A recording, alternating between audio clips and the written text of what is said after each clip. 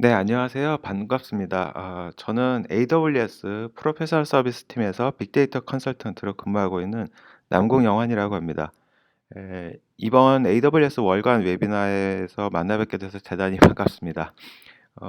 이번 시간에는요, 제목에서 말씀드리는 것처럼 클라우드 마이그레이션을 통해서 어떻게 비즈니스를 성공적으로 만들어 나갈 수 있는지에 대해서 좀 재미있게 즐겁게 여러 가지 경험들을 함께 공유하는 시간으로 꾸며보고자 합니다.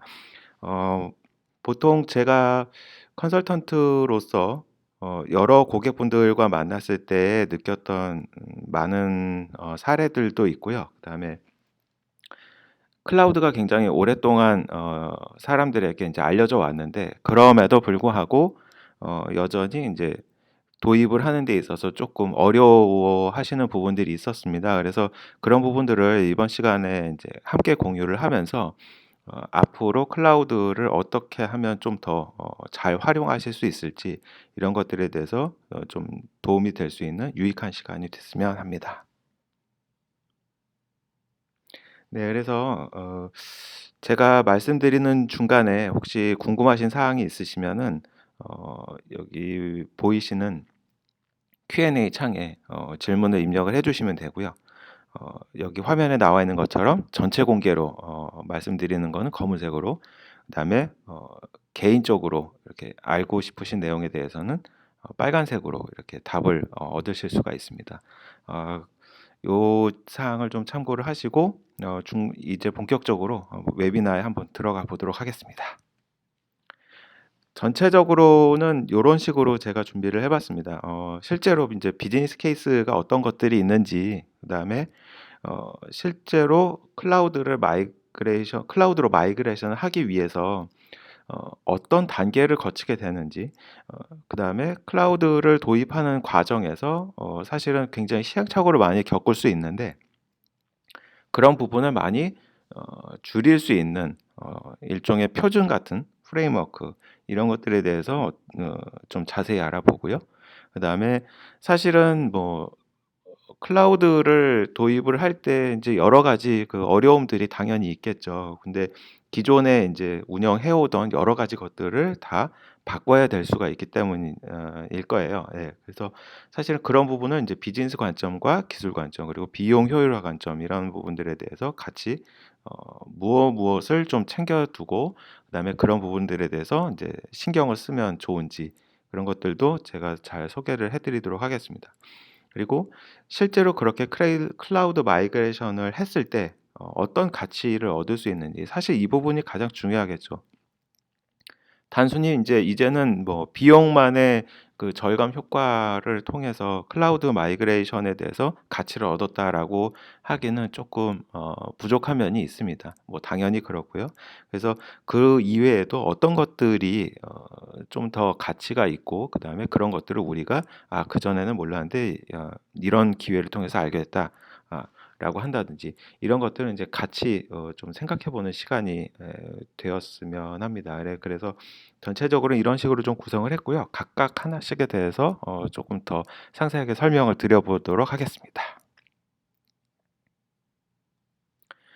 네, 뭐 이제는 클라우드라는 것 자체가 한 5년, 뭐 한 10년 뭐 이렇게씩 왔죠, 벌써. 그래서 굉장히 역사가 오래되고 이제는 굉장히 보편화돼 가고 있는데 그럼에도 이제 많은 분들이 클라우드에 대해서 아직 그 체감을 좀 못하시는 경우도 있었어요. 그래서 그런 부분이 뭐 개인적으로 조금 안타깝기도 했고 사실 저도 그런 클라우드에 대해서 이제 실제로 접하기 전에 좀 막연했지만 어 이쪽에 관련된 일을 하고 그다음에 여러 고객분들과 함께 현장에서 문제점들을 체감을 하면서 이 부분을 이렇게 이렇게 조금 더 가이드를 드리는 것이 훨씬 더 좋구나라는 거에 대해서 굉장히 많이 이제 경험을 했습니다. 그래서 실제로 지금 화면에 제가 설명드린 거를 보시면 클라우드는 일단 경제학 측면에서 이제 효과가 있다고 많이 알려져 있죠.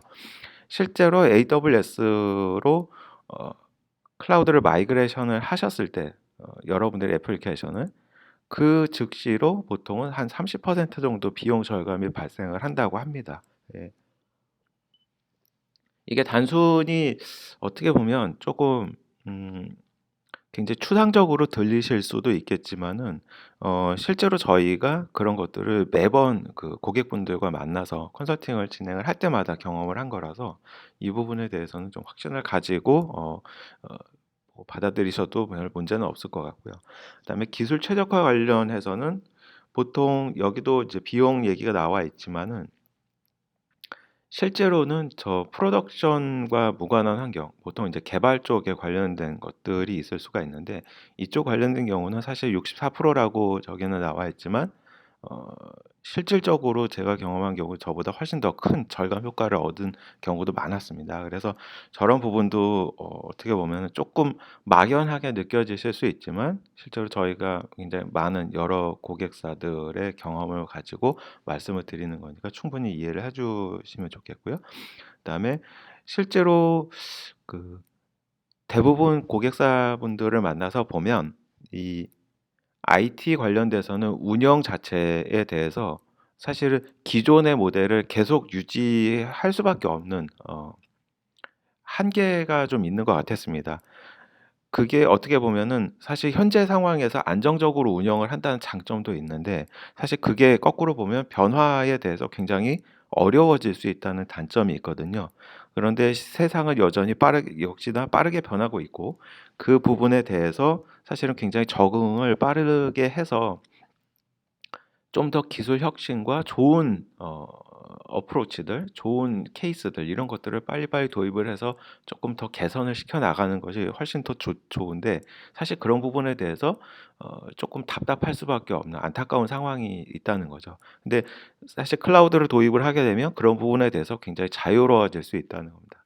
왜 그런지에 대해서는 뒤에서 조금 더 자세히 설명을 드리겠습니다. 그리고 비즈니스 가치 자체도 어떻게 보면은 어 뭐 개발이라든지 이런 운영, 그러니까 IT 인프라에 대한 운영 면에서 자유도가 굉장히 높아지기 때문에 자연스럽게 생산성 향상하고 연결이 된다고 생각을 하시면 될 것 같고요. 근데 보통 고객분들과 만났을 때 어 아니면 여러 인제 서밋 행사라든지 이런 쪽에서 인제 그 고객분들과 얘기를 나눴을 때 보면 보통 저희가 인제 "왜 클라우드를 고려하십니까? 뭐 IT 플랫폼을 바꾸고 싶은 이유는 무엇인가요?" 이렇게 좀 원론적인 인제 질문을 드려볼 수가 보게 됩니다. 예 근데 많은 분들이 약간 저런 종류의 답을 하시기도 합니다. 뭐 꼭 이런 식으로 인제 얘기를 하시지는 않지만 보통 인제 일반적으로 저희가 인제 들을 수 있는 대답, 그다음에 저희가 떠올려 볼 수 있는 대답 자체가 약간 '저런 쪽에 가깝지 않나.' 이런 생각이 들거든요. 근데 사실은 저런 모든 인제 답에 서 느껴지는 그런 것들보다는 실제로 저희가 인제 이 질문을 드리고 그거에 대해서 저희가 드리고 싶었던 메시지는 맨 아래쪽에 있는 겁니다. 그래서 왜냐하면 변화를 통해서 더 많은 가치를 얻을 수가 있다라는 거죠. 그런데 인제 사실은 그 변화 자체가 가져오는 굉장히 어려움이 있습니다. 예. 여러분들도 사실은 굉장히 업무의 연속성이라든지 이런 거를 많이 체감을 하시고 계시기 때문에 그런 변화 자체가 사실은 새로운 거를 받아들여야 되고 그러면 어 아무것도 없는 상태에서 또 새롭게 시작을 해야 되는 그런 리스크도 있을 수가 있고요. 그러다 보니까 실제로 해오던 것을 그대로 유지를 하면 쪼끔 더 업무를 수월하게 하실 수가 있고 그다음에 그 리스크에 대해서도 굉장히 적게 가져가실 수가 있는데 실제로 이런 거를 새롭게 시작을 하게 되면 모든 것이 다 리스크가 될 수가 있고 그다음에 굉장히 불확실성이 커지기 때문에 성공에 대한 불안감도 당연히 커질 수밖에 없죠. 사실은 그런 문제들 때문에 지금 화면에서 제가 보여 드리는 것처럼 신기술이 나왔을 때 그리고 혁신에 대해서 인제 뭔가 사람들이 관심을 보이기 시작했을 때 약간의 얼리 어답터 분들은 그 부분들을 굉장히 빠르게 흡수를 하고 그거에 대해서 굉장히 좀 앞서 나가십니다. 그리고 그거를 여러분들에게, 그러니까 많은 대다수에게 인제 확산을 시키게 되죠. 인제 전파를 굉장히 어 열심히 하려고 노력을 하는데 많은 분들은 그거에 대해서 얘기를 많이 듣게 됩니다. 이제 저절로. 근데 그 과정에서 사실은 이걸 실질적으로 도입을 하는 게 가치가 있겠구나. 우리한테 도움이 되겠구나라고 해서 과감하게 그쪽으로 변화를 하겠다라고 선택을 하는 경우도 있고 반대로 좋은 거는 알겠다. 그런데 현실적으로 굉장히 어렵다. 그래서 우리는 조금 더 지켜보다가 우리가 어느 정도 그거를 받아들일 상태가 되었을 때, 준비가 되었을 때 그때 하겠다라고 이제 결정을 내리는 경우도 있죠.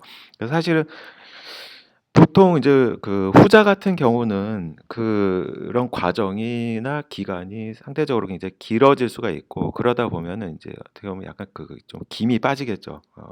그리고 동력 자체가 좀 굉장히 약해질 수가 있습니다. 그래서 그런 과정에 그러다 보면 결국은 도입을 약간 주저하게 되고 결국은 우리는 그냥 현재 상태 그대로 가겠다라고 하면서 어, 이런 혁신에 대해서는 조금 거리가 멀어지는 기존의 방식을 그대로 고수하게 되는 그런 상황에 들어가게 되죠. 사실은 이런 갭 자체가 굉장히 이제 어떻게 보면 많은 분들이 경험하게 되는 어려움입니다. 그래서 보통 이걸 캐즘이라고 얘기를 하는데 사실 이런 부분을 굉장히 극복을 열심히 해야 되는 것이 어떻게 보면은 그 누구에게나 일어날 수 있는 일이고 사실은 저희도 그런 부분을 많이 경험을 했기 때문에 이런 부분에 대해서 저희가 이제 도움을 드리고자 프로페셔널 서비스 팀으로 고객분들과 만나서 컨설팅을 해드리고 뭐 그런 작업들을 하게 되는 겁니다.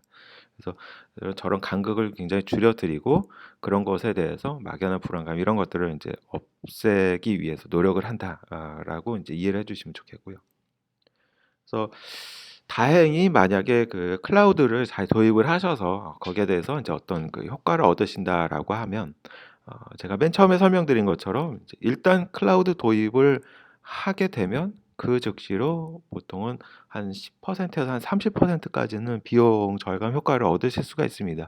여기 리프트 앤 시프트라고 제가 써 있는데 많이 들어보셨을 겁니다. 이거는 기존의 온프레미스 환경에서 이제 그 운영하시던 시스템 자체를 그냥 클라우드 상으로 그대로 이제 떠서 옮겨 놓는 겁니다. 그래서 사실 달라지는 게 거의 없게끔 뭐 이를테면 쪼끔의 그 변화 사항들을 생각을 해 보면 네트워크 구성 그다음에 실제로 어떤 식으로 내가 이거를 다뤄야 되는지 이런 것들에 대한 아주 기초적인 부분 그 정도까지만 이거를 이제 커버를 하시게 되면 실제로 기존에 이제 운영하시던 뭐 애플리케이션 코드라든지 이런 것들은 전혀 이제 달라지는 게 없이 그대로 인제 옮기시게 되는 거고요.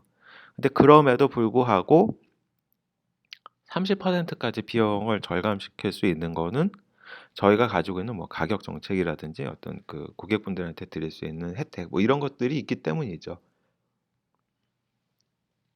그래서 사실은 일단 클라우드에 대해서 조금 망설이신다라고 했을 때는 뭐 뒤에서 설명을 좀 드리겠지만 가장 그래도 그 리스크가 적고 그다음에 어 옮겼을 때 옮기기에도 사실 부담이 좀 덜한 거.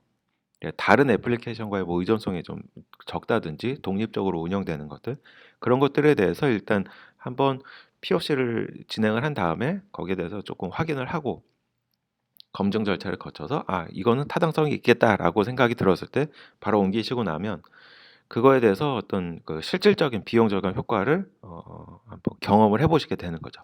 사실 그걸 통해서 어느 정도 어 쪼끔 확신이 쪼끔 더 생기시고 그다음에 그거에 대해서 '우리가 쪼끔 더 다른 것들도 옮겨 볼 수 있겠다.'라고 인제 그 판단에 대한 약간 근거가 될 수 있는 역할을 하게 된다고 생각하면 될 것 같습니다. 그래서 인제 보통 그런 과정을 거쳐서 인제 어떻게 보면 이제 마이그레이션을 쪼끔 더 많은 애플리케이션들에 대해서 수행을 하시게 되고 기존에 이제 마이그레이션이 이루어졌던 것들에 대해서는 그대로 두면은 또 비용 절감 효과가 어 그 수준에서 머무르게 되겠죠. 사실은 왜 클라우드를 쓰게 되는지에 대해서는 보통은 이제 저희는 되게 쉽게 말씀드릴 때는 이제 껐다 켰다를 자주 하시면 좋습니다. 필요하실 때만 어 사용을 하시고 필요 없으실 때는 안 쓰시는 걸로 이렇게 해 두시면 됩니다라고 말씀을 드리는데 사실 그런 사용 패턴이라든지 그다음에 어 계속 그 시스템을 운영을 해 오시면서 거기에 대해서 비용이 불필요하게 낭비되는 요인이 있는지 계속 모니터링을 하게 되고, 그런 부분들을 잘 찾아내서 그런 부분들에 대해서 같이 디스커션을 하고, 그런 것들을 어떻게 조금 더 효율적으로 운영을 할 수 있는지 그런 방안들을 이제 뽑아내고요. 그런 것들을 개인적으로 이제 지속적으로 적용을 시키게 되는 겁니다. 그래서 그런 부분을 통해서 30에서 50%까지 이제 비용을 절감을 시킬 수가 있게 되고요. 그다음에 그 이후에 안정성이라든지 이런 것들도 어 클라우드로 점차 이관을 하게 되고, 그러니까 클라우드 상에서 인프라가 자연스럽게 운영이 되면서 안정성이라든지 확장성 이런 것들이 이제 크게 좋아지는 그런 효과를 얻으실 수가 있습니다. 그리고 궁극적으로는 이제 클라우드 네이티브, 메이지드 서비스 형태로 상당 부분이 바뀌게 되고, 뭐 서벌리스 환경이라든지 이런 것들이 이제 지속적으로 도입이 되면서 사실 비용 절감에 대해서도 최초 온프레미스 대비해서 상당 부분은 절감할 수가 있게 되는 것이고, 그다음에 안정성 자체도 굉장히 더 높아질 수 있게 되는 것이죠. 매니지드 서비스를 통해서 저희 AWS에서 제공해 드리는 여러 가지 이제 그 서비스들을 자유롭게 이용을 하시면 되고, 그걸 통해서 이제 그 고객분들이 자체적으로 이제 비즈니스와 관련된 애플리케이션 튜닝이라든지 이런 것들에 이제 집중을 하실 수가 있게 되니까 인프라에 대해서만큼은 어, 더 이상 고민을 하지 않아도 된다라고 이런 생각을 가지고 이제 하실 수가 있게 되는 겁니다. 그래서 결과적으로는 이런 단계적인 효과를 통해서 클라우드에 대해서 어떤 큰 가치를 얻을 수 있다라고 이제 좀 정리를 해드릴 수가 있을 것 같아요. 그래서 그러면 보통 비즈니스 케이스라고 이제 얘기를 하는데, 그 비즈니스 케이스를 그러면 이제 어떻게 좀 잡는 게 좋을까? 사실은 클라우드에 대해서 굉장히 좀 막연할 수밖에 없죠. 사실 이게 좋다 좋다 얘기를 많이 이제 저희는 드리기는 하지만, 실제로 그런 것들에 대해서 직접 경험하지 않으면 사실 그 좋은 것에 대한 확신은 좀 적을 수밖에 없습니다. 예, 솔직히 말씀드리면요. 그래서 어 실제로 그런 부분들을 조금 더 이제 불식시켜 드리고 싶고, 그다음에 어느 정도 이제 현실적으로 이제 그럼 클라우드에 적합한 비즈니스 케이스가 뭐냐 이런 것들을 이제 뽑아내기 위해서는 이런 이제 한 세 가지 정도 이제 단계를 거쳐서 이제 만들게 되는데, 보통 우리가 이제 보통 여러 이제 과제를 띄운다든지 아니면 프로젝트를 기획을 할 때 접근하는 방식하고 굉장히 비슷합니다. 그래서 어떻게 보면 그 그것들과의 과정은 비슷한데, 사실은 조금 차이점이라면, 클라우드를 도입을 해서 이제 클라우드 환경에서 뭔가를 하려고 할 때 어 어떻게 하면 좋으냐, 무엇부터 시작을 해야 되고, 그걸 바탕으로 해서 그런 어떤 부분들이 지금 부족하고 그런 부분들을 채워 나가야 되냐, 이런 것들은 이제 그 단계적으로 굉장히 상세하게 이제 뽑아내는 거죠. 그래서 사실은 뭐 하이 레벨로 이제 개념 수준의 이제 비즈니스를 하나 선정을 하고, 그다음에 그걸 가지고 조금 더 구체화 시켜서 방향을 설정을 하고요. 그다음에 거기에 맞춰서 필요한 것들이 무엇인지를 뽑아내고, 그리고 실제로 이제 단계적으로 만약에 도입을 한다고 했을 때는 그 단계별로 봤을 때 또 어떤 더 자세한 것들이 필요한지, 이런 것들을 이제 아주 구체적으로 상세하게 도출을 해 나가는 겁니다. 그래서 좀 전에 제가 그 클라우드 마이그레이션의 어떤 단계가 있다라고 말씀을 드렸는데, 사실은 클라우드 도입이라는 것 자체가 한 번에 되는 거는 굉장히 어렵습니다. 물론 이제 그런 케이스가 있기는 했지만 아주 없지는 않습니다. 그런데 굉장히 이례적인 케이스이고요. 굉장히 어려운 결정을 통해서 그런 부분들이 이루어지게 되는 것이고, 그다음에 사실 그 한 번에 인제 간다라고 했을 때에도 그 과정 자체가 그렇게 쉽지는 않습니다. 그리고 굉장히 이제 모험을 많이 해야 되고요. 그래서 저희는 보통 클라우드 도입에 대해서 저렇게 한 3가지 4가지 정도의 이제 단계로 어 좀 가이드를 드립니다. 그래서 보통 저거를 4 개에서 한 5개 정도까지도 늘려서 설명을 드리기도 하는데, 보통 이제 프로젝트 단계, 그다음에 파운데이션, 그리고 마이그레이션, 그다음에 리인벤션. 보통 저 프로젝트 단계 쪽에서는 이제 어떻게 보면 그 초기에 인제 이 좀 탐색을 하는, 우리의 그러니까 고객분들과 만났을 때 고객분들께서 인제 "우리 현재 상황이 어떤지 알고 싶다." 뭐 이렇게 인제 말씀드리는 경우, 그리고 그거에 대해서 그러면은 현재 어떻게 되어 있으시고, 그다음에 저 최종 목표인 리인벤션이라든지 그 네이티브 이런 쪽의 클라우드 퍼스트 이런 쪽의 단계에 인제 가시기 위해서 중간중간 리스크를 최소화하기 위해서 어떤 그 방안들과 전략들을 수립하시는 게 좋겠습니다라고 인제 말씀드리는 거죠. 그리고 뭐 파운데이션이나 마이그레이션 이런 것들은 거기에 맞춰서 인제 단계적으로 무엇을 채워 나가느냐, 뭐 이렇게 저희가 가이드를 드리고요. 그래서 뒤에서 쪼끔 더 하나씩 상세하게 말씀을 드려 보겠습니다. 방금 말씀드린 것처럼 인제 프로젝트 단계에서는 현재 온프레미스 환경에서 인제 어떤 문제점이 있으신지, 그리고 클라우드에 대해서 좀 도입을 하셔야 된다라는 인제 필요성, 어 그런 것들에 대해서 인제 함께 고민을 하는 시간이죠. 그리고 뭐 예를 들면은 데이터 센터 인제 그 계약이 조만간 종료가 됩니다. 그래서 그리고 시스템을 지금 운영을 해온 지가 꽤 오래됐고 장비가 노후화됐습니다. 뭐 이런 등등의 인제 여러 가지 그 요인들이 있습니다. 그리고 뭐 "차세대로 넘어가고 싶은데 차세대에서는 아예 그냥 클라우드에서 시작을 했으면 좋겠다." 뭐라고 인제 얘기하시는 경우도 있고요. 그래서 보통은 그런 상황에 인제 계실 때 저희와 만나서 그러면은 현재 인제 어떤 조건 하에서 이런 것들을 운영을 하고 계신지, 그런 것들을 인제 함께 알아보시고, 그다음에 거기에 대해서 인제 어떻게 보면 저희가 어세스먼트라는 거를 진행을 합니다. 그래서 여러분들이 지금 현재 운영을 하고 계신 여러 시스템들이 있으시겠죠.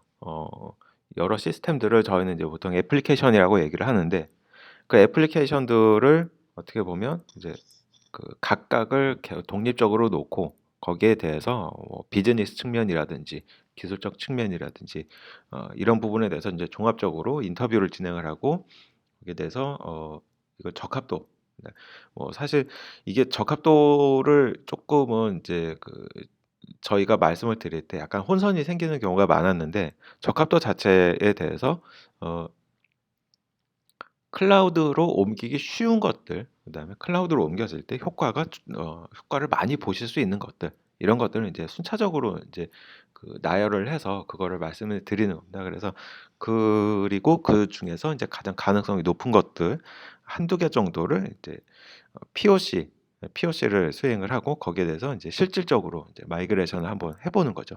그래서 보통 거기에 대해서 인제 왜 이렇게 하냐면, 한꺼번에 이제 모든 걸 다 옮기게 되면 그만큼의 리스크가 되게 커지고, 그게 성공을 하면 좋지만 사실 중간 과정에서 굉장히 예기치 않은 문제들이 발생을 할 수가 있겠죠. 그럴 경우에 어 사실 어떻게 보면 일단 한번 시작을 해 봤으면 또 돌이키기가 어려워지고요. 그러 그랬을 때에 인제 떠안게 되는 그러니까 뭔가 손실, 그다음에 위험 요인 이런 것들을 쪼끔 더 최소화시키고, 어느 정도 인제 가능성을 좀 확인해 보자. 이거에 대해서 우리가 좀 뭐 소위 간을 본다라고 그러죠. 예. 그래서 그런 것들을 해 보는 단계입니다. 그래서 인제 그런 것들을 잘 해 보고, 거기서 뭔가 쪼끔 믿음이나 확신이 생겼을 때 "그럼 본격적으로 한번 해 보자."라고 인제 판단할 수 있는 그런 그런 것이 되겠고요. 그다음에 그걸 통해서 인제 어느 정도 확신이 들었다라고 하면 파운데이션 단계라는 걸로 넘어가게 됩니다. 그 파운데이션 단계라는 거는 사실 AWS 클라우드라는 것 자체가 어떻게 보면 지금 어떻게 보면 온프레미스에서 단순히 그냥 애플리케이션들을 몇 개 옮기고 끝나는 수준이 아니고 사실은 온프레미스 자체가 그 데이터 센터를 우리가 일단 가지고 운영을 하는 건데 그걸 클라우드로 환경만 바뀐 거지 사실은 클라우드 상에서도 데이터 센터를 운영하는 거랑 거의 똑같다고 보시면 됩니다. 그렇다라고 하는 거는 그 안에서 벌어지는 여러 가지 이제 네트워크라든지 보안이라든지 뭐 계정 관리, 그다음에 기타 시스템 관리 등등 이런 것들이 사실 환경이 바뀌었지만 어쨌든 크게 달라지는 거는 아니라는 거죠. 그래서 그 안에서도 거의 비슷하게 조금 성격은 다르지만 관리해야 될 항목들도 굉장히 많고 이제 여러 가지 일들이 이제 있다는 겁니다. 그래서 그런 부분들을 이제 조금 더 잘 쓰실 수 있게끔 핵심 요소들을 구축을 한다라는 걸로 이해를 하시면 좋겠고요. 네, 특히 이제 VPC라고 제가 여기 그 하나 항목을 넣어놨는데 VPC는 어떻게 보면 이제 버추얼 프라이빗 클라우드라고 해서 여러분들이 그냥 AWS 상에다가 데이터 센터를 하나 짓는 거라고 생각하시면 됩니다. 그래서 그렇다라고 하는 거는 그 안에서 이제 여러 가지 뭐 네트워크 관리 방금 말씀드린 것처럼 그런 것들을 다 좀 더 상세하게 수행을 하시게 되는 거죠. 그런 기초 공사가 잘 되어 있어야지 향후에 마이그레이션을 여러 애플리케이션들에 대해서 수행을 하시더라도 별 문제가 없으시게 되는 거죠. 그리고 그런 부분들을 조금 더 막연하게 생각하실 수 있는데 그걸 제가 저희 쪽에서 프로페셔널 서비스 팀에서 많이 도와드리는 거고요. 그래서 파운데이션 단계를 거치고 나면 그다음에 본격적으로 마이그레이션 단계로 들어간다고 보시면 됩니다. 그래서 마이그레이션 단계에서는 앞에서 POC를 수행을 하셨고 그다음에 파운데이션에서 이제 기초적인 부분들 AWS 환경 자체를 굉장히 이제 그 잘 안정적으로 구축을 하셨고 그렇기 때문에 그걸 바탕으로 해서 AWS 자체의 이제 마이그레이션을 굉장히 어 여러 애플리케이션들을 대상으로 하게 되는 거죠. 근데 이 안에서도 사실은 애플리케이션 특성들을 잘 파악을 해서 각각의 특성에 맞게 그다음에 각각의 성격에 맞게 어 어떤 방법을 가지고 옮기는 것이 가장 좋으냐라는 거를 이제 판단을 해야 됩니다. 그래서 그 6R이라고 보통 말씀을 드리는데 요거는 아마 뒤에서 조금 더 설명을 드릴 겁니다. 그리고 요런 과정을 거쳐서 대규모 마이그레이션이 일어나고 나면 그다음에는 이제 제가 앞에서 잠깐 설명드린 것처럼 이제 최적화를 하게 되는 거죠. 최적화 같은 경우는 아키텍처 자체가 조금 더 이제 아예 근본적으로 좀 바뀌면 좋겠다라고 이제 할 수 있는 부분도 있고 그다음에 그냥 애플리케이션에 대해서 이제 리엔지니어링만 해도 충분하겠다. 뭐 이런 식으로 이제 보셔도 될 수 있고 이런 것들을 이제 사실 운영을 하고 그다음에 실질적으로 거기에 대해서 좀 관심 있게 들여다보면서 계속 그 어떤 부분을 조금 더 개선을 시키고 이거를 비용 효율화 아니면은 그 전체 운영 효율화 이런 쪽으로 가져갈 수 있는지 이런 것들을 이제 계속 꾸준히 봐야 됩니다. 그래서 저희가 보통은 이제 그 두 가지 지금 맨 아래쪽에 나와 있는 것들을 많이 경험을 하게 되는데요.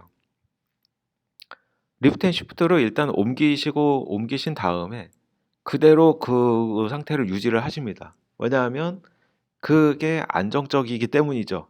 현재 상태에서는.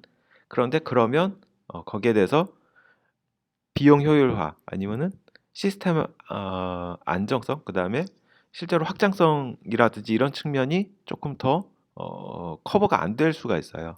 사실 그런 부분들 때문에 어떤 면에서는 한참 쓰시다 보면 저희한테 다시 연락이 옵니다. 클라우드로 옮겼는데 계속 비용이 올라가더라. 이거 왜 이러냐? 뭐 이렇게 이제 말씀을 하시는 경우가 있는데 그런 경우에 네, 저희하고 같이 그런 부분을 들여다 보시면 어떤 부분을 조금 더 개선을 하시면 지금 갖고 계신 문제가 상당 부분 해결이 됩니다라고 이제 말씀을 드릴 수가 있는 거죠.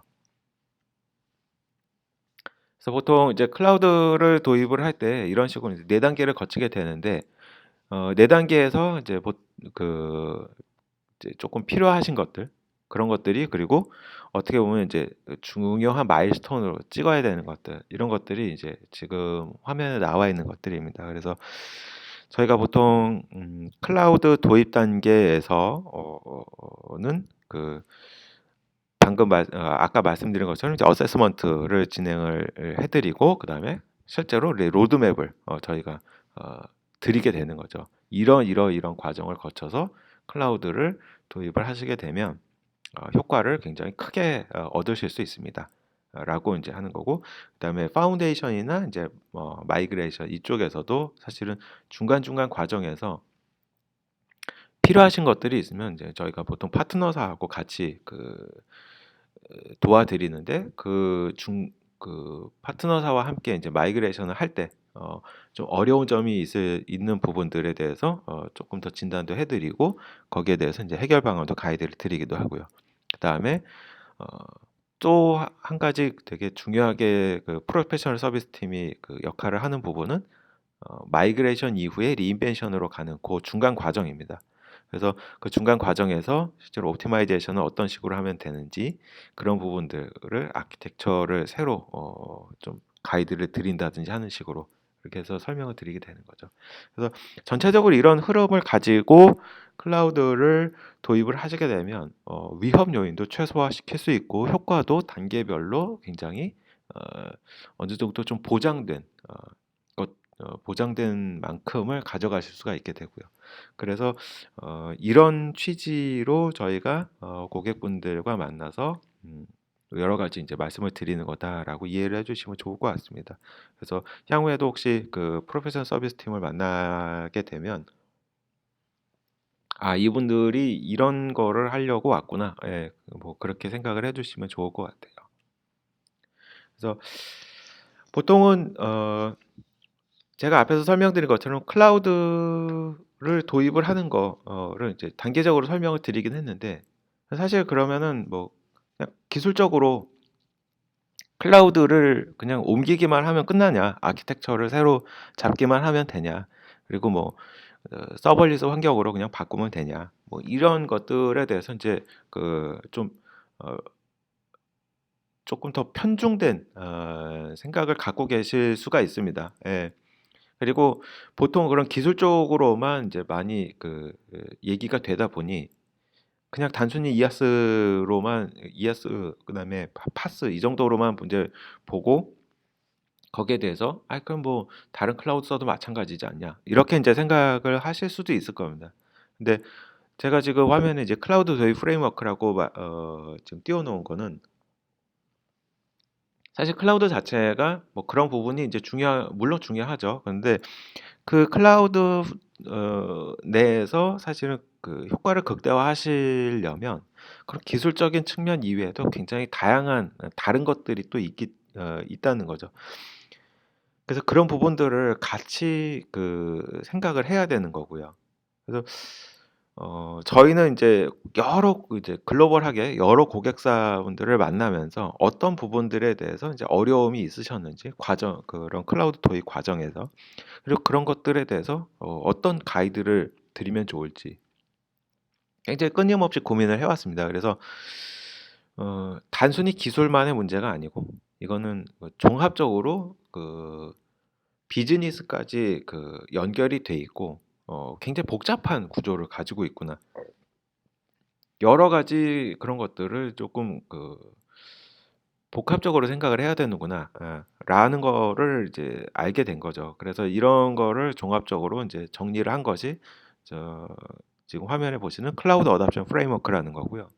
그래서 저희가 보통은 이 클라우드 도입에 대해서 어, 아래쪽에 있는 플랫폼 시큐리티 오퍼레이션 이렇게 이제 기술적인 측면 이외에도 비즈니스 피플 거버넌스 이렇게 약간 비즈니스 측면에 대한 것도 함께 고민을 해야 된다.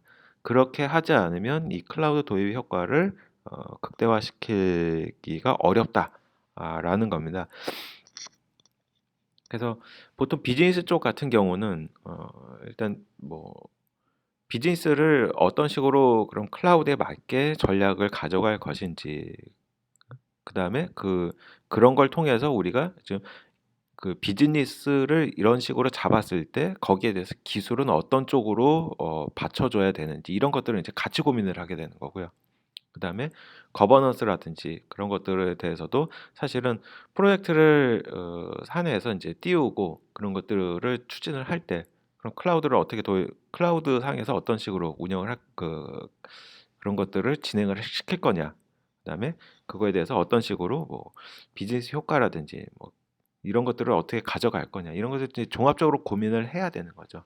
그리고 결국은 또 어떻게 보면 이런 모든 비즈니스의 근본은 우리 사람이지 않습니까? 사람에 대해서 굉장히 중요하게 생각을 해야 되고 사람이 아무리 시스템이 좋아도 사람이 잘 그런 거에 대해서 어, 움직이거나 준비가 되어 있지 않으면은 사실 그런 거에 대해서 혜택을 얻기가 되게 어렵다라는 거죠.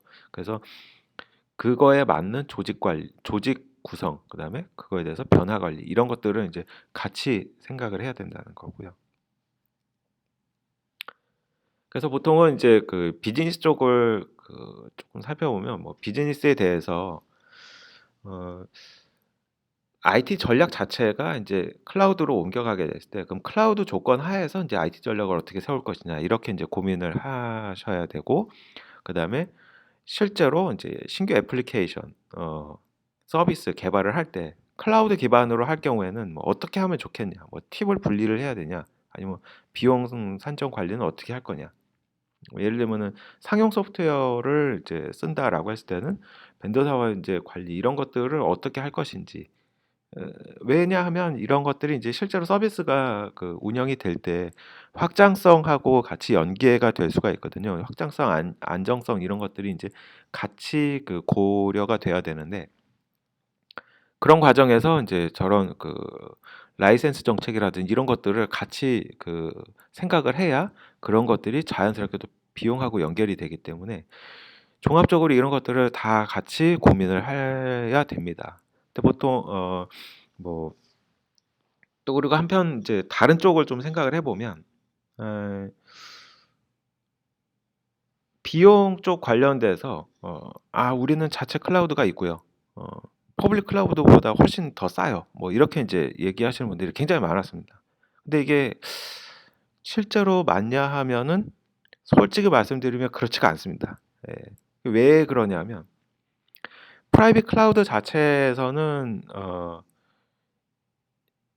그 비용 측면에서 생각하고 이제 산정하는 항목들이 어, 좀 많지 않아요. 예. 그러니까 예상만큼 그렇게 많지가 않습니다. 그래서 보통은 이제 서버 관리 뭐 이제 뭐 그다음에 그런 상면 비용 뭐 이런 것들은 이제 생각을 하시는데 그다음에 소프트웨어 라이센스 뭐 이런 것들까지 이제 보통 보시는데 그 이외에 사실은 굉장히 숨어 있는 것들이 많습니다. 이제 이런 것들이 이런 것들을 빼고 계산을 하게 되면 저희 쪽과 이제 비용 비교를 했을 때 그런 자체 클라우드가 더 저렴하지 않냐 이렇게 이제 생각을 하실 수가 있게 되는 거죠. 근데 실제로 저희가 그런 부분에 대해서 비용 산정을 해보면 어, 보통은 다 그렇지는 않았습니다. 그래서 그런 부분들에 대해서도 이제 조금 더 꼼꼼하게 따져보고 어떤 부분을 효율화시킬 수 있는지 현재 상황이 어떤지 이런 것들을 이제 객관적으로 명확하게 이렇게 진단을 하는 것이 중요하겠고요. 그다음에 이제 좀 전에 말씀드린 것처럼 피플이라든지 거버넌스 이런 쪽에서 관련됐을 때는 이제 어, 클라우드를 일단 도입을 하게 되면 많은 조직이 이제 포함이 돼야 되고 관여가 돼야 되는 거죠. 그래서 모든 조직들이 이제 보통은 이제 각자의 구조와 통제 방식을 가지고 있는데 뭐 예를 들면 변화 관리, 뭐 장애 관리, 뭐 릴리즈 뭐 이런 것들을 다 기업 각각이 고유하게 그런 프로세스나 이런 것들을 가지고 있습니다. 근데 이제 이런 것들을 클라우드에서 이제 어떻게 하면 될지 이런 것들은 이제 좀 집중적으로 고민을 하셔야 되고요. 사실 그런 부분들에 대해서 프로세스가 아예 달라지기도 하고 그다음에 사실은 그런 부분들에 대해서 조금 낯설게 느껴질 수도 있지만 실질적으로 봤을 때는 그런 부분들이 결국 이제 효율성을 극대화시킬 수 있는 그런 요인이 되는 거죠. 예. 그리고 거버넌스 측면에서도 저런 것들을 이제 잘 관리를 하고 현재는 이제 뭐 보통 서버를 어디서 누가 쓰고 있는지 그다음에 이 뭐 예를 들면 그 애플리케이션이라고 하는 여러분이 보통 시스템이라고 말씀하시는 그런 것들에 대한 담당은 누군지 그다음에 그걸 어떻게 그 뭐 이런 이를테면 이제 운영 관련을 개선을 해야 되는지 이런 것들에 대해서 사실은 어 통제하기가 굉장히 온프렘 환경에서 어려울 수가 있는데 AWS로 어떻게 보면 이제 옮겨 오시게 되면은 저런 부분에 대해서 굉장히 투명해지게 되는 거죠. 그래서 그런 부분들을 조금 더 어 적극적으로 상호 협의를 하게 되고 그런 걸 통해서 조금 더 이제 효과적으로 가실 수가 있다라고 이제 이해를 하시면 될 것 같습니다. 그리고 당연히 뭐 플랫폼이라든지 기존 툴 이런 것들을 어 그런 것들은 이제 기술적 측면에서 계속 보면서 아키텍처 뭐 리팩터링 이런 것들을 이제 계속 개선시켜 나가는 과정이 있는 거고요. 그런 부분들을 저희가 이제 어떻게 하면 되는지를 가이드를 드리게 되는 거고요. 그래서 보통은 이제 클라우드 어답션 프레임워크를 하게 되면 어 일단 담당자들과 함께 이제 다 모여서 저런 식의 이제 그 대시보드를 만들어 놓고 같이 이제 그 디스커션을 하게 됩니다. 그래서 집중적으로 이제 하루나 이틀에 걸쳐서 그 워크샵을 통해서 저런 결과들을 이제 고민을 하게 되고요. 그리고 이제 현재 상황이 어떻다라고 이제 보고 그럼 거기에 대해서 우리가 그럼 어떤 것들을 개선시킬 수 있냐, 어떤 방안들이 있느냐 이런 것들을 이제 같이 이제 보고 방안을 도출을 하게 되는 것이죠. 그래서 일단 저런 클라우드 어답션 프레임워크라는 거를 가지고 접근을 하시면 조금 더 이제 여러 고객분들이 과거에 경험하셨던 그 시행착오들을 굉장히 줄일 수가 있고 앞으로 도입하는 데 있어서도 굉장히 효과적이다라고 이제 이해를 해주시면 좋을 것 같습니다.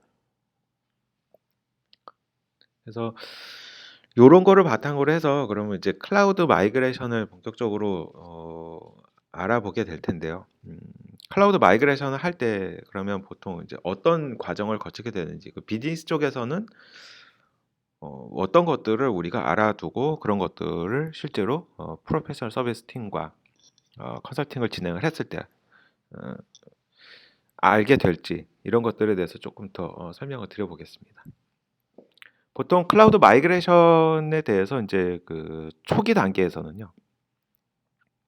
컨설팅을 진행을 하고 그다음에 저희 SA 분들과 이제 그 세일즈 분들과 이제 같이 만나서 이렇게 얘기를 하고 나면 보통 저런 이제 한 8가지 정도의 그 결과를 얻으실 수가 있습니다. 예.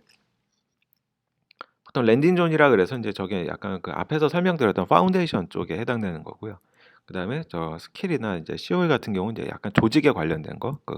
그러니까 클라우드 어답션 프레임워크에서 people이라고 말씀드렸던 거, people perspective라고 하는데 그 people 쪽에 관련된 것들을 이제 어, 의미를 하는 거고요.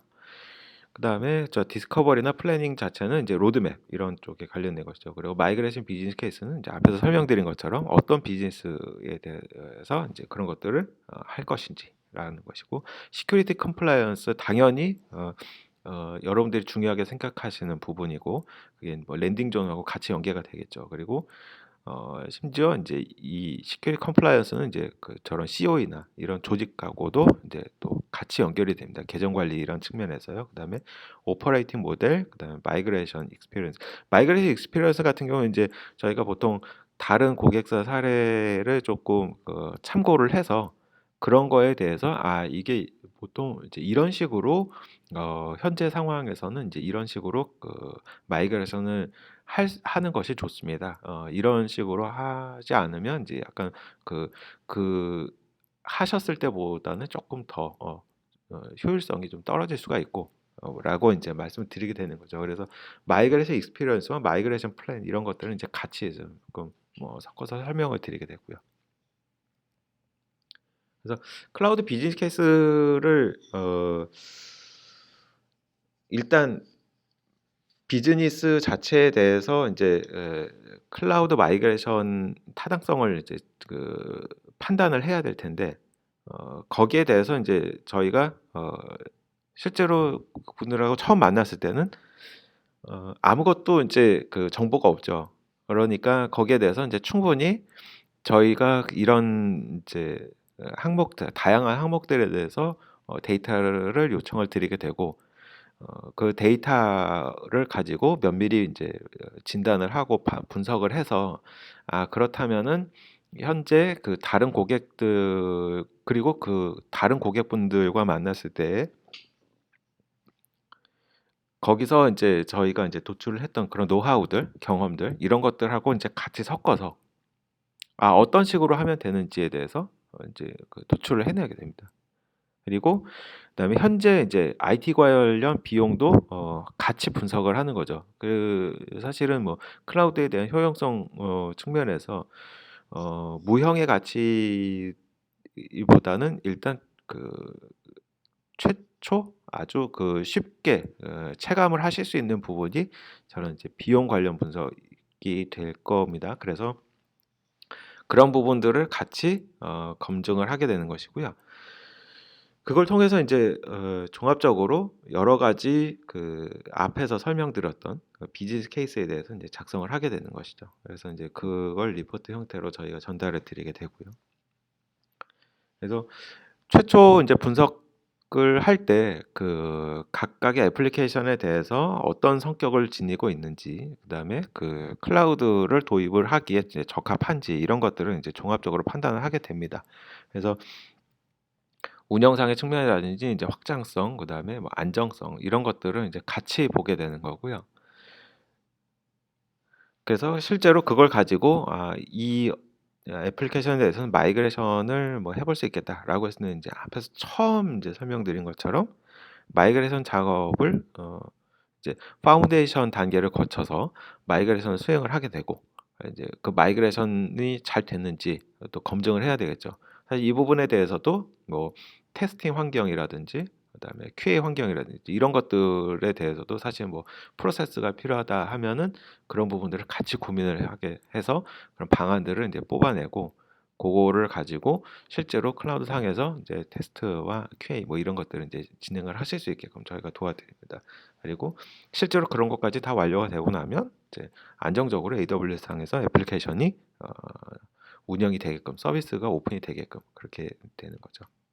그래서 보통 그러고 나면 이제 그 여러 가지 그 운영 측면에 관련된 것들을 고민을 하시게 될 텐데 어 그런 것들을 인제 이런 식으로 쪼끔 더 정리를 해볼 수가 있을 것 같습니다. 뭐 성능이 제대로 나오냐? 그러면 잘 돌아가냐 진짜?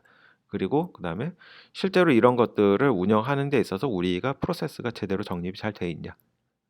이게 우리하고 잘 맞냐? 뭐 이런 것들을 이제 다 같이 함께 고민을 하면서 계속 개선을 시켜 나가게 되는 것이죠. 그래서 보통은 인제 클라우드를 도입을 할 때 보통 보면은 인제 그 앞에서도 설명드린 것처럼 약간 기술적으로 좀 접근을 많이 할 수밖에 없는데 사실은 이제 그럴 경우에 이제 쪼끔은 이제 한계가 있기 때문에 이런 부분들에 대해서 저희가 집중적으로 가이드를 드리고 "이런 부분들 역시 굉장히 중요합니다."라고 인제 항상 설명을 드립니다. 그래서 이런 부분들을 잊지 않고 같이 고민을 해 주시면 좋겠고요.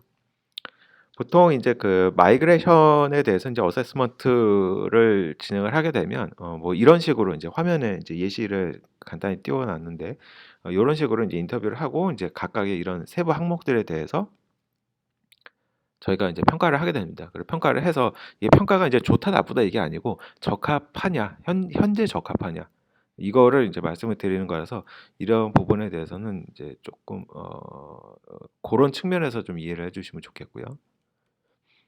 그래서 뭐 비저빌리티라든지 그다음에 뭐 피플이라든지 이런 것들이 인제 잘 준비가 돼 있냐 그다음에 이런 것들을 뭘 해야 되냐 뭐 이런 것들을 인제 가이드를 중점적으로 드리게 되는 것이죠. 그래서 이런 것들을 사실 비즈니스 측면에서 좀 중점적으로 인제 기억을 해 두셔야 될 것 같고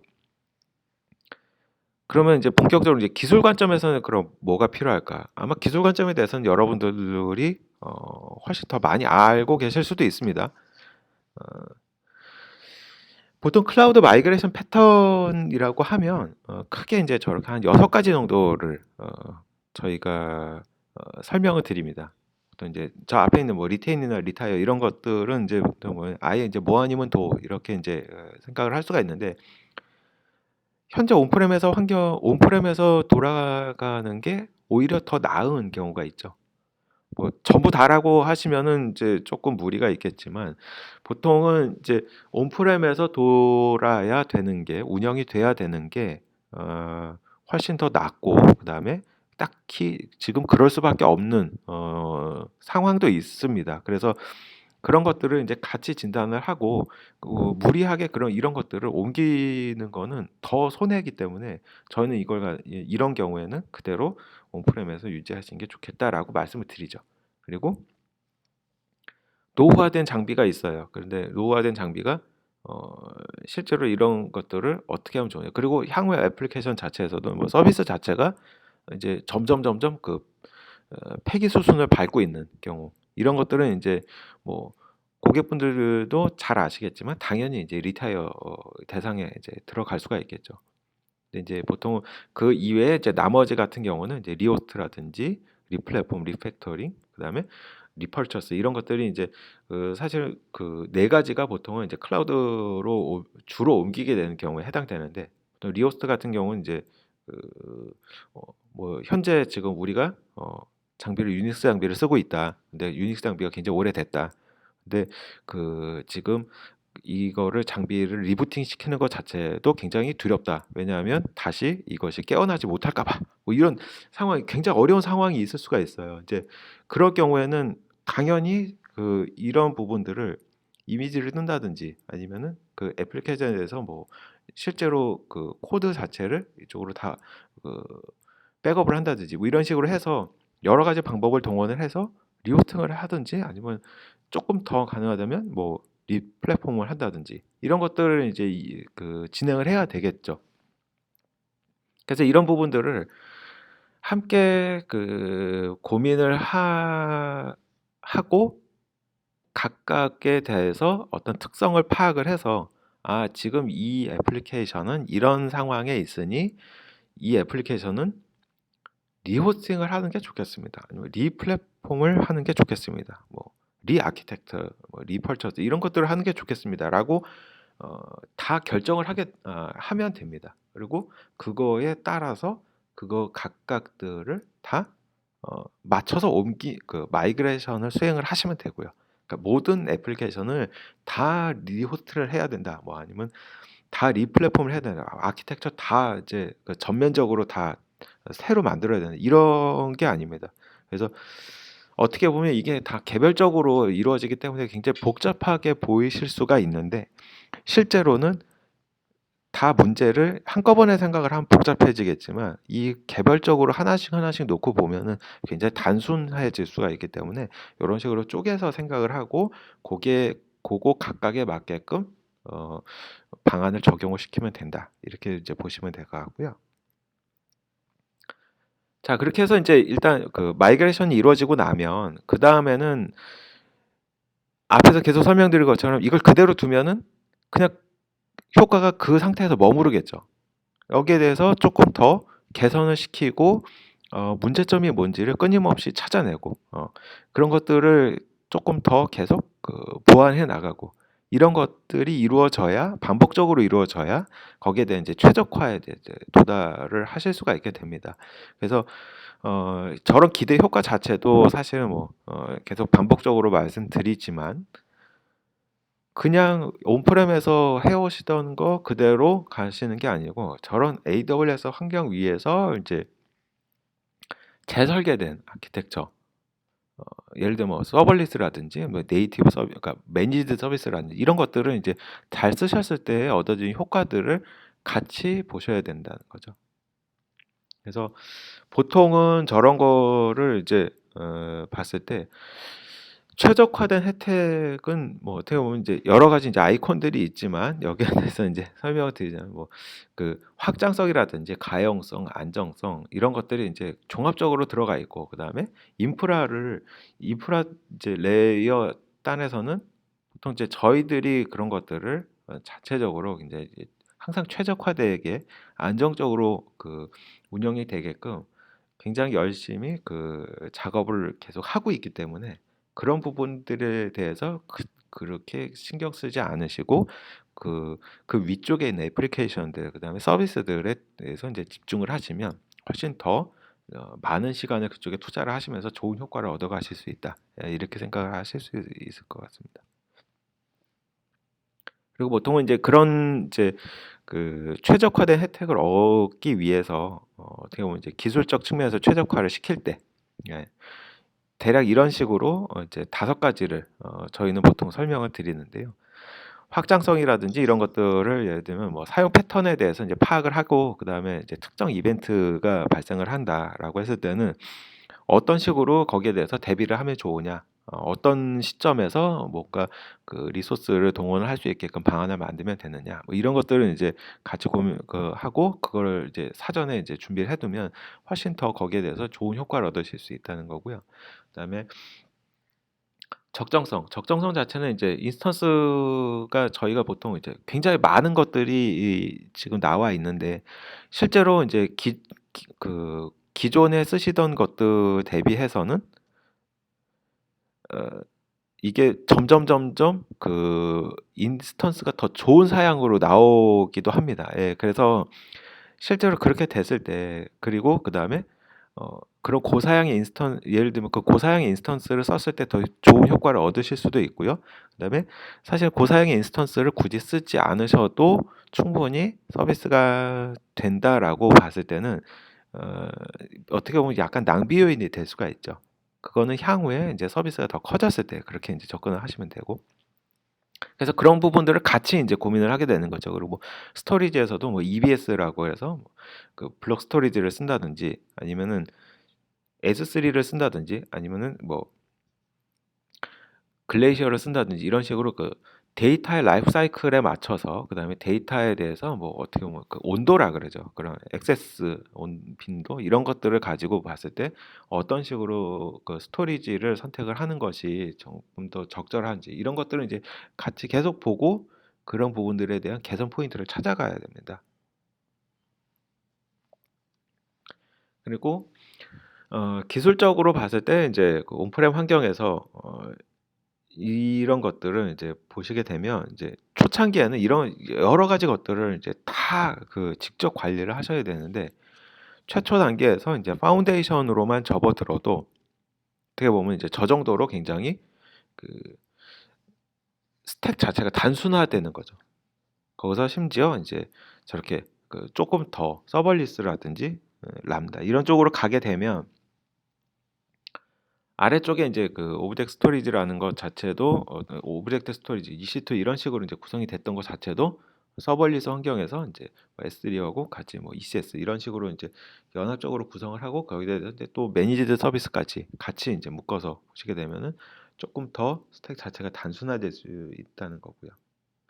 그래서 기술적으로 봤을 때 가면 갈수록 조금 더 단순화되고 그다음에 확장성이 그만큼 더 커질 수 있고 이런 것들 그리고 안정성도 더 높아지고요.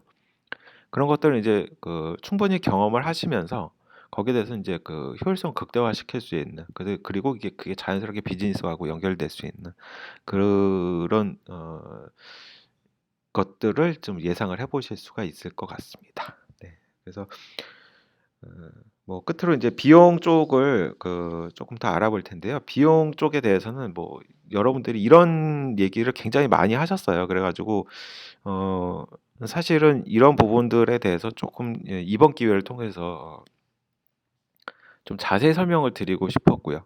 예.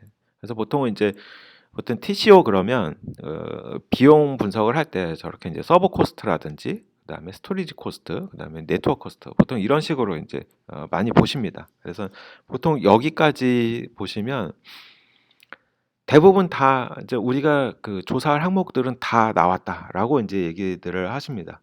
근데 이게 인제 '이거 가지고 다 되겠냐?'라고 하면 그렇지가 않죠.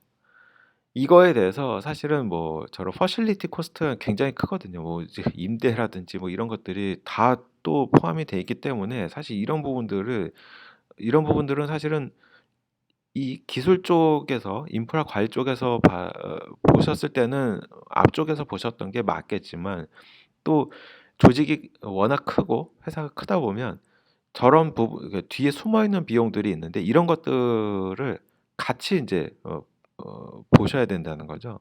그래서 이런 것들을 그리고 저희 쪽에서는 이런 것들이 이미 다 비용에 포함돼 있습니다. 예. 그렇기 때문에 저런 것들을 인제 단순히 이런 식으로 비교를 하는 것보다는 쪼끔 더 이렇게 상세하게 같이 그 항목들을 쪼끔 더 찾아내서 비교를 하는 것이 타당하다고 생각이 들고요. 그리고 실제로 마이그레이션을 했을 경우에 마이그레이션에 대한 것도 이제 같이 얼마나 비용이 더 들지, 중복 비용이 얼마나 들지 이런 것들도 이제 고민이 필요하고요. 그다음에 IT 레이버, 그다음에 내부 비용, 그다음에 그 이외에 이제 기타 부대 비용 이런 것들을 이제 다 같이 고민을 해야 됩니다. 그래서 최초에 봤을 때는 '서버 스토리지 네트워크만 보면 이제 되는 거 아니야?'라고 생각을 하실 수도 있겠지만 저렇게 굉장히 여러 가지 항목들을 종합적으로 보고 판단을 해야 된다. 그런 측면에서 이런 TCO 작업이 굉장히 그 상세하게 이루어져야 된다라고 좀 기억을 해 두시면 좋겠고요. 네. 그래서 이런 메시지를 쪼끔 더 인제 저는 드리고 싶었습니다. 그래서 앞에서 처음에 이제 말씀드린 것처럼 클라우드 도입을 했을 때 왜 비용이 그렇게 뭐 10% 30%뭐 아니면 쪼끔 지나면 50% 그다음에 뭐 실제로 서블리스까지 가면 80%뭐 이렇게 절감이 되냐? 인제 약간 좀 너무 그 '장밋빛 미래에만 말씀을 하신 거 아니냐.' 뭐 이렇게 인제 생각을 하실 수도 있는데 실제로 저희가 인제 이런 경험을 가지고 말씀을 드리는 거죠. 그래서 실제로 온프렘 환경에서 리프트 앤 시프트로 옮기게 되면 이제 인스턴스 타입을 맞춰서 하게 되고 그다음에 현재 그 사용하고 계신 유틸라이제이션 그 이제 리소스의 그 효율성을 같이 보게 됩니다. 그래서 거기에 맞춰서 저희가 가이드를 드리게 되고 그걸 통해서 인제 자연스럽게 한 30%가 빠지게 되는 거고요. 그러고 나면 AWS 환경 위에서 인제 그 애플리케이션이 운영이 되실 텐데 그 과정에서 인제 쪼끔 더 적절한 인스턴스를 선정을 하고 인스턴스 타입을 이제 적용을 하고 그다음에 그 효율성을 쪼끔 더 높이기 위해서 뭐 스토리지를 조금 더 효율화시킨다든지 이렇게 하면 거기에 대해서 지속적으로 이제 비용 절감 효과를 얻으시게 되면서 실질적으로는 저렇게 인제 비용이 좀 빠지게 되는 거죠. 그래서 저런 단계별 접근 방법을 통해서 사실은 굉장히 어 가시적으로 '아 우리가 이런 식으로 비용을 절감할 수 있구나.'라는 효과를 얻으실 수가 있고요. 그런데 인제 중간에 보면 이제 마이그레이션 중간 과정에서 약간 이런 식으로 중복 비용이 쪼끔 일어날 수도 있습니다. 근데 인제 이런 것들에 대해서 살짝 저렇게 올라가는 거는 어 중복 비용이 발생을 한다는 건데 그 부분에 대해서 어떻게 보면 향후에 쪼끔 더 비용 절감 효과가 커지기 때문에 고런 거를 믿고 고런 것들에 대해서 인제 저희가 말씀드리는 거를 믿고 그거를 같이 인제 고민을 해 주시면은 저런 비용이 쪼끔 순간적으로 올라가는 부분에 대해서는 음 굉장히 기간을 단축시킬 수 있는 방법 이런 것들도 인제 함께 알려드릴 수 있게 되는 거죠. 그리고 그런 걸 통해서 저런 비용 중복 기간을 줄이면서 오히려 인제 그 뒤로 비용 효율성이 극대화되는 기간을 더 거꾸로 늘릴 수 있는 어 이런 효과를 얻으실 수 있다는 거죠. 네. 그래서 여태까지 이제 그 클라우드에 대해서 뭐 비즈니스 측면, 기술 측면, 그다음에 비용 효과적 측면 이런 것들을 쭉 봤는데요. 그럼 과연 이런 거에 대해서 비즈니스 가치가 도대체 뭘까?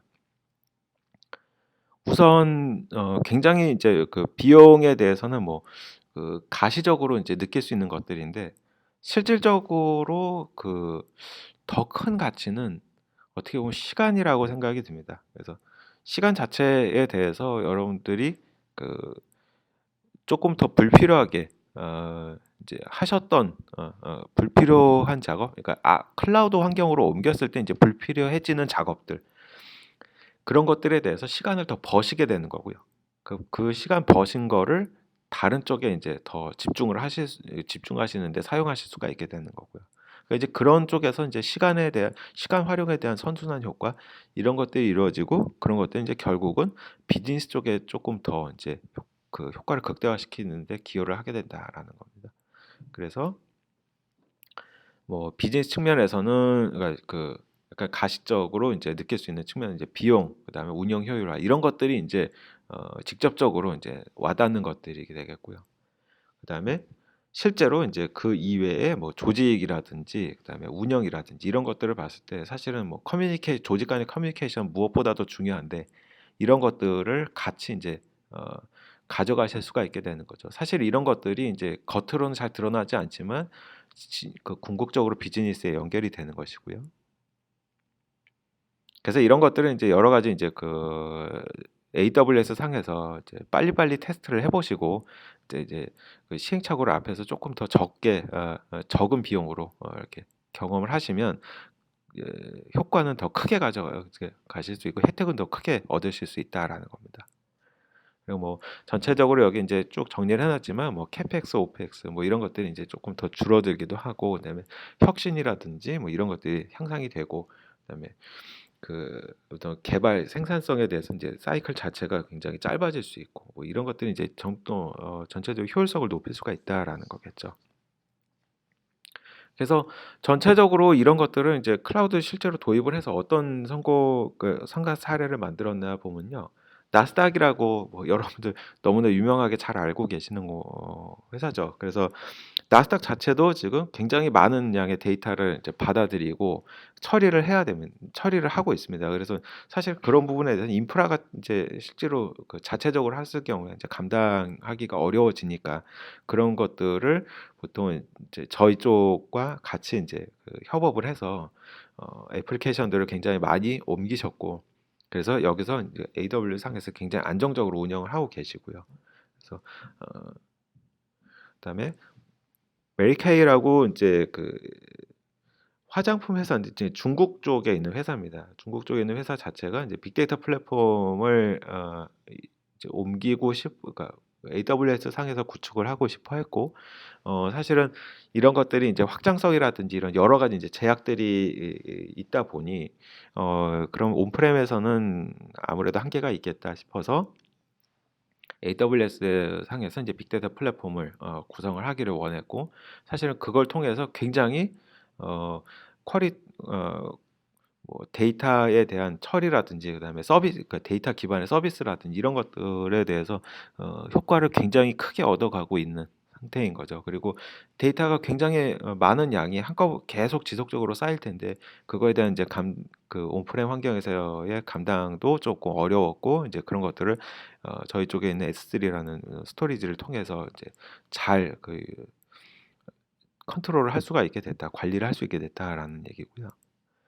에스트로라고 그래서 이제 말레이시아에 있는 온라인 쇼핑몰인데, 이 회사 같은 경우는 이제 그 크- 전통적으로 이제 클라우드 자체에서 이제 그러니까 온프렘 환경에서 리테일 서비스가 겪는 어려움이 있죠. 이런 것들은 이제 이분들도 일찍이 깨닫고, 거기에 대해서 그럼 클라우드로 아예 옮기고 이런 것들을 클라우드 상에서 다 운영을 하면 어떨까라고 해서 이제 사실 비즈니스 쪽, 그다음에 기술 쪽 이런 것들은 이제 종합적으로 이제 프로페셔널 서비스 팀과 함께 워크숍을 통해서 방안을 도출을 하고, 지속적으로 이제 이런 것들을 어, 전체 애플리케이션을 단계적으로 옮겨가고 있다.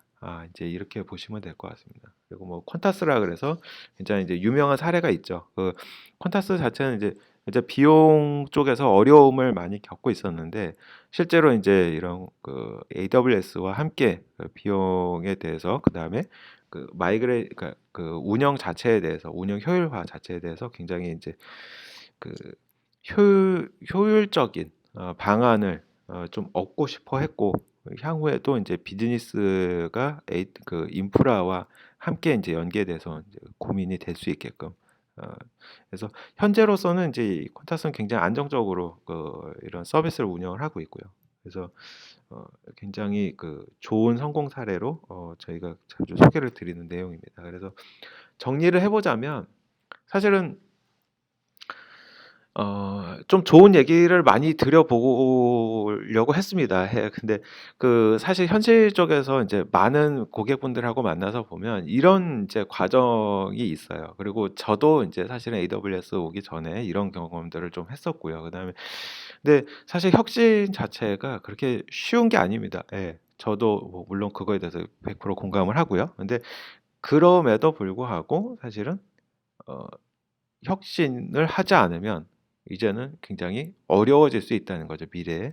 그래서 이런 것들을 사실은 중간중간에 굉장히 여러 장애물을 만나게 되고 이런 것들을 다 극복을 해야 되는데 사실 이런 부분이 어려우니 저희와 함께 고민을 하시고 저희에게 그런 것들에 대해서 많이 얘기를 해 주시고 그러면 저희는 이제 그 얘기를 충분히 듣고 그거에 대해서 좋은 방안을 최대한 만들어서 도와드리고 뭐 이렇게 이제 그 함께 만들어 나가는 그런 것들이 어떻게 보면 이제 앞으로를 위해서 가장 중요하고 의미 있는 방향이 아닌가, 방안이 아닌가 이렇게 생각이 듭니다. 그래서 여러 가지를 이제 이렇게 조금 더 설명을 드렸는데 대략적으로 뭐 이렇게 혁신과 그다음에 클라우드 도입을 통해서 비즈니스 가치를 조금 더 높이시는 그런 어, 계기가 되었으면 하는 바람입니다.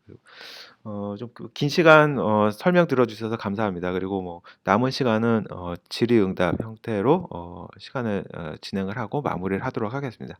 긴 시간 들어주셔서 감사합니다.